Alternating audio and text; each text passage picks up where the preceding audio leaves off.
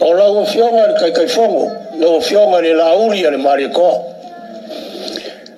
O lau fionga le fonga fikalai. O le mauka o Samoa. Lau fionga le sui fonga fikalai o le mauka o Samoa. O le paia ma le mamalu i o kakoa inga whakokua le kua i Samoa. Pafkai. O le kuia anga, o le kuia kua, ako i kele vai kama soni aiga sa maria koa. Lai o ko au. O aiga le o aiga malako kama o kama malako aiga. Le so mai apura mo ku huai ko au malako. Lai o ko au. O sua mo mai fungua o fo mai kurangi. Sa ora mo sale au mo. E lau yo mo sa e lua kama mo kele mo ko kon fale ura. Lai o ko au. O baia ia o Samoa ngai o kou au. O lele o kiki ko ngai fo papa kei. O le marai ma whau ai papa. Ka ape ai papa. O wari e yaso me whau e moe. Pera ma kukara. Pai si ngama o ngera rua. La mo mori aku se ma ku awa whakari. O wari a whia mai kara mai au. Iri e yaso me whau e moe. Ia tau skama. Mo skama.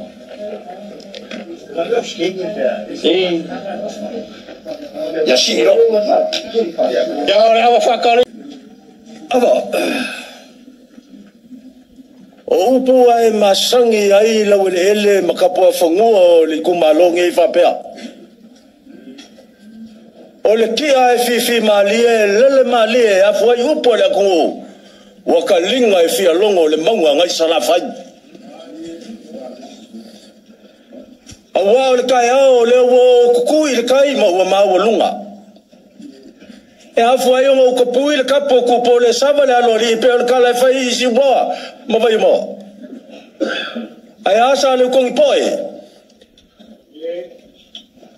E mo ngo fa kulo le pai la si lasi o le kai au ma le aso. Pai ala le ma wa lunga le afio mai o ainga. Ainga ma venga. Maliu mai le whawhau kaua. Au le whau kaukanga i lau whikalinga le lunga. Paia ia o leo kaua fia i whau papa ngei. O le malaenga ka ape ai papa. Ai lewa ea le whala oko. I le paia maua lunga o le lai ku o le kumalo. I le fio mai o whangalilo malua piko a whangua. Sumai ma puya ko le fo sumai kanglo. Maliu mai lau fkalinga o mo mangoa maupu ele fangsa. O leo wa fekau I folo sa kupu wa leo fa sa vai sraula. Ila fi aku o le paia ma o lunga o leo ko mai fanangei. O le vaenga fa fai o le fa ko ile ko sa mo kas. Ile sua ko le sunga kai fongo sunga laula mali ko sua ko fo fklai sunga le pali kele sua ko sui fa lioli e limas fun mal kaso I kuma lo ka ko ku pa yala vale ya pule mkumo I ko mala kawa ingal kai malva fonki kama mainga ainga makama ele mafayo ngalo ka ya ko ka po ingal falsfulu sua mal vai fungo fo mai kulangi ko mala kawa sa ole malongi sa lua ya la fio mo pu a se kapoinga leo le moksa ile fio la ngam kasi sua li fakui kapoinga koko mo upu kama mo kelo pa ia faka koko o leo malu ka we e ai mafava ku I fau papa e ia le longa ia faka lolo la ia le fa kawa faka lolo fa ko kanga le lunga o wai kausi va kele ya pa ia o fo papa o wa o sa mo ka o ko o se alo o se ia vivia foi la velave malva filfili o le falo po mau so long ka yau mai kurkulu I kau ava le ngali ka yau mai pa ia ingo ma venga li ka yau mai ingo pa usu alele le fa ka wa usu fa lo lo fkalinga le lunga o le me mongia ya wa fau mosoloi Fkalainga le koe apelamo lau whangau. E peo le ngi ongi o sami ma le pukupuko fkua langi wale mwhai kau lia. Ma wale mwhai leo mwengang whai kau. Sila lofi, sila awa, sila lea. Pai o kako vai nga whai, lau whionga kai whonga, lau whionga whonga whakalai ma le malu sui whaalioli. Kako ai ngal whako koe le kusa mo wakasi. Leo kau li mangei. Ya, se fulu psinga, se fulu la kasi. Ava fela foi, ava fele, ava o kako i malai. Onga le sama le maki mai vasa. A o le malai, ma kupua ma le la ai whau papangei. O le me mongi. Ya, ua lava makoe. Se sa ua lasi kamalefa mulmule. Ya, o le ua mae o nga mulmuli la ufunga asunga to ina whantonu melea. Ya, e whai lava me masangir ka kongu. Ava le ile, sunga ile, tamato ina whantonu.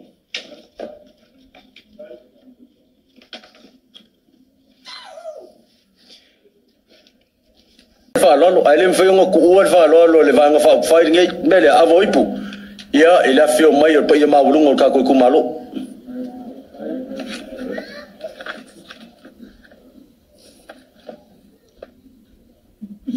ia ava ele fionga ke kifongo le vanga fa fai sunga laulo maliko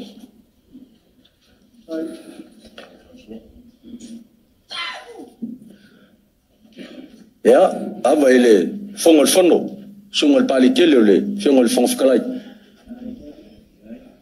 ya fa malu lo ku ka ko ainga la ku ka ko ava si fa so pa ko kali lo ku kumwa fa fkele fa kamali fa fkele fa kupu fa fkele fa le polu mongia ko kai mer ka ko so lo ko so vua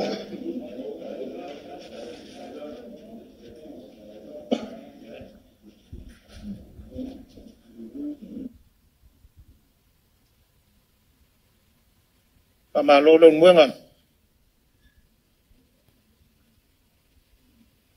O mata e fia vaile va au inu ya tuale ne yasu. Ale nei fo yaso malau tau whalolonga mawalunga. Ma tau tele omi whani wale ale pai e lau ftelainga le alunga. Pai lava lau fonga tau mamori awar pai o lo tātou tumalo lea wafawepa le aso le nei.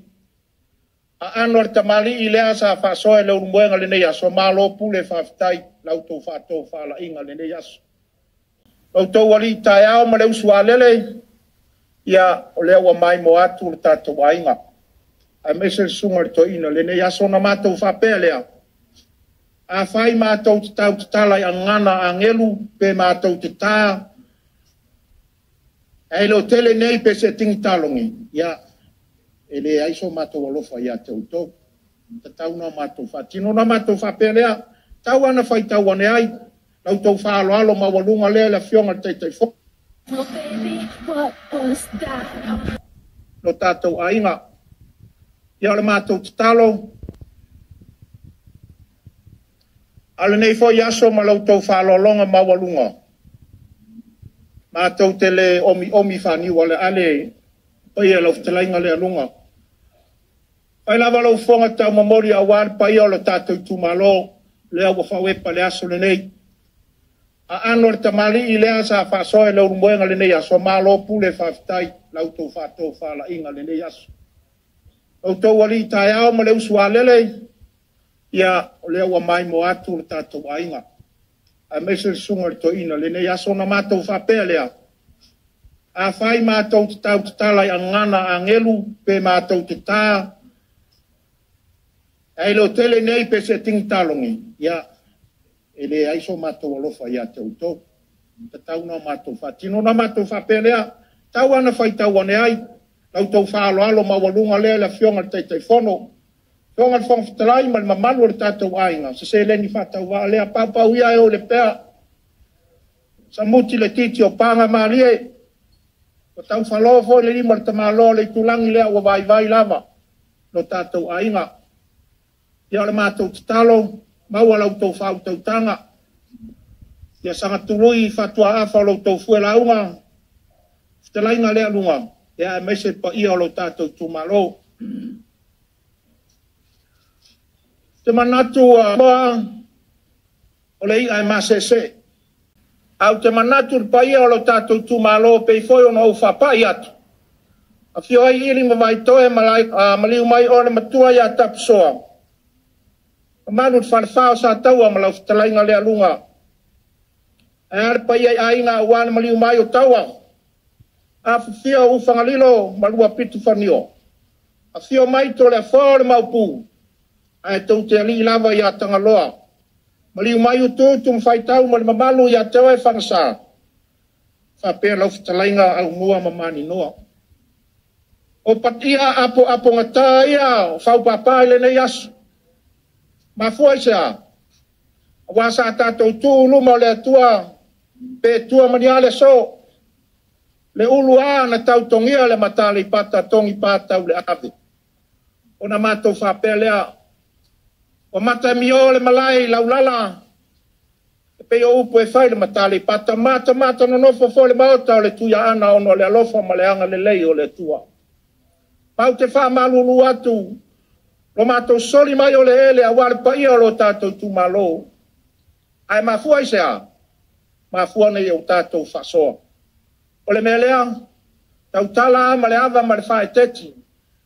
Ele e whanga tupa o uli ma le pa ia o lo tu malo pepe sina. O le tu malo. Ai tatou tu ia i le atua le ngongo sina ta ia lava. O le alofa tuli loa leo le atua mo i tatou. O na matou whapea lea. Pea e tu fesili pea i se awa matou leo ai. Ma alanga a inga li tai le nei aso. Se i o tatou whasoa le nei aso. O au ngau au te ai mafua i se awa na matou tūtula au mai. Ma fifi o matou fale ie. Ma o matou whasolo mai e soli mai pule ono i salafai. Bara u fa lo lau a fionga i le tai fono le tai fo le tatou ainga. Lau sunga le mali e toa. Ia e fio mai a sei fola le fala. A war pa ia ia vaisi ngano luang.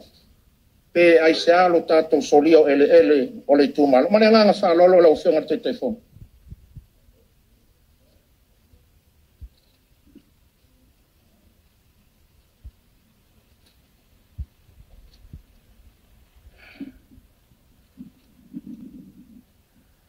Ia aele i e tua se upo le me viva sao. E ona iei upo le motofono i tia fau, e le o mali e toa o la auli al mali e toa. Ina nei uma voi nei mea, a sanga mail furu au i a te au ele i pongisa le aso.